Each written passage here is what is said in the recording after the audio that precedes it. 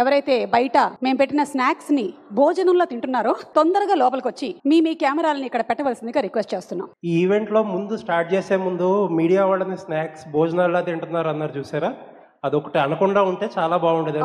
అలాగేనండి, that was just as a joke. ఎందుకంటే మీ అందరూ కూడా నాకు చాలా ఏళ్ళ లేదండి, అంటే జోక్స్ మీరు బాగా చేస్తారు కానీ మీడియాని కొంచెం ఎగ్జామ్ చేస్తే బాగుంటది అనిపించింది. అలాగే అలాగే తప్పకుండానండి. మీరు స్నాక్స్ లాగే తిన్నారు, ఓకేనా? అదే అండి, అదే ఇదే వద్దనేది, మీడియాని వద్దు. మీరు జనరల్ గా మీ యాంకరింగ్ అందరికీ ఇష్టమే కానీ మీడియా వరకు వద్దు. ఓకేనండి, I'm really sorry if I offended you in that way, but didn't. లేదండి, చాలా ఆఫెండ్ అయ్యాం, బట్ దట్స్ ఓకే. నిశాంత్ గారు, నాకు ఇందాక మీరు హట్ అవుతున్నారు అంటే నాకు సడన్ గా మీరు ఆ క్వశ్చన్ తో గుర్తొచ్చింది. ఇది మిమ్మల్ని క్వశ్చన్ చేయడం కాదు, లేదా మిమ్మల్ని నిలదీయడం కాదు, but I want always ask this. ఏమైందంటే సుమ గారు ఒకసారి స్నాక్స్ గురించి ఒక కామెంట్ చేసినప్పుడు మీరు ఆడతారు కాదు క్వశ్చన్ వినండి, చాలా మంచి సార్ వినండి, మీరు చాలా బాగా అడిగారు. నన్ను ఫినిష్ చేయని చెప్పండి సార్.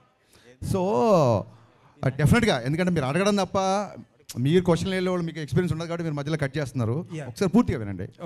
సుమ గారు స్నాక్స్ గురించి కామెంట్ చేసినప్పుడు మీరు హట్ అయ్యారు. So I appreciate that. నేను తిన్నప్పుడు కూడా ఎవరైనా అట్లా మాట్లాడితే నేను హట్ అవుతా. మీరు హట్ అవడంలో 200% న్యాయం ఉంది. వినండి సార్, మళ్ళీ మీరు వినట్లేదు సార్. సో ఏంటంటే ఒక చిన్న ఫుడ్ విషయంలో మీరు దీన్ని ఇలా స్నాక్స్లా తినే బదులు భోజనాలు చేసినప్పుడు మీరు హట్ అయ్యారు. అది ఎమోషన్స్తో ఉంటాం సార్, మీరైనా మేమైనా అందరం ఒకటే కదా. అలాంటిది ట్విట్టర్లో కొన్ని కామెంట్స్ ఎలా ఉంటాయంటే పేరెంట్స్ని ట్యాగ్ చేస్తూ లేదా ఇంకోటి బూతులతో ఉంటుంది. సో హట్ అవడం అనేది సహజం, అది మీకు అర్థమైంది అనుకుంటా.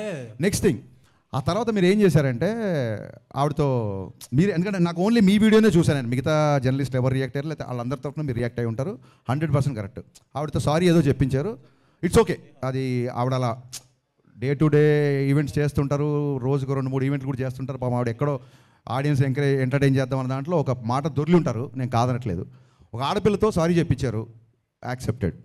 కానీ మీ సురేష్ కొండేటి, నాకు మొహమాటం లేదు, సురేష్ కొండేటి ఒక ఆడపిల్లని క్వశ్చన్ చేసినప్పుడు మీరు అతనితో కూడా సారీ చెప్పించాలి కదా. అకౌంటబిలిటీ లేదు. నిశాంత్ గారు అకౌంటబిలిటీ లేదండి. అకౌంటబిలిటీ మీకు కానీ ఇంకోళ్ళకి కానీ ఎవరికి అకౌంటబిలిటీ లేదు. ఒక ఆడపిల్లని అన్నప్పుడు ఒక ఆడపిల్ల అన్నప్పుడు సారీ చెప్పించారు, నో డౌట్. ఒక ఆడపిల్లని అన్నప్పుడు కూడా సారీ చెప్పించాలి కదా సురేష్ కొండేటితో మీరు. అవునండి, నేను చెప్తాను.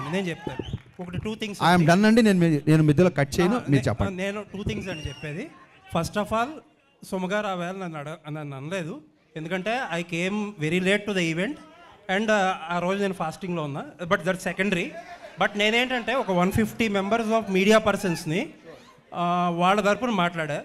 సరే, రైట్ రాంగ్ అనేది సబ్జెక్టివ్, అది ఎవరు తీసుకునేది వాళ్ళది. అండ్ ఇంకొకటి, సుమగారిని సారీ ఈ రోజు కూడా సుమగారు అని అంటాను, ఆ రోజు అదే అన్నాను. అవునండి, ఆవిడ మీద ఎప్పుడూ రెస్పెక్ట్ ఉంటుంది. అండ్ ఆ ఇన్సిడెంట్ తర్వాత ఆవిడతో మాట్లాడడానికి ఆ టాపిక్ గురించి ఎప్పుడూ ట్రై చేయాల. నాకు తెలిసి అయితే ఎవరో మరి ఆవిడ చేత సారీ ఎవరు చెప్పి. ఇంకొకటి ఏంటంటే, మీరు ఇంకొకటి ఏదో ఒక జర్నలిస్ట్ గురించి నేను పేరు చెప్పడం మొహమాటం లేదండి, నేను చెప్తాను, సురేష్ కొండేటి చెప్తున్నారు. మీకు తెలుసో లేదో నాకు, నేను ఆయనకి చెప్పే, ఆయన సీనియర్ కాబట్టి నేను చెప్పకూడదు కానీ, బట్ ఐ థింక్ సో ఇప్పుడు ఆల్రెడీ అసోసియేషన్స్ ఉన్నాయి, దానికి తగ్గట్టు కొన్ని స్టెప్స్ అయితే తీసుకున్నారు కూడా. Thank you for your patience అండి. Thank you so much.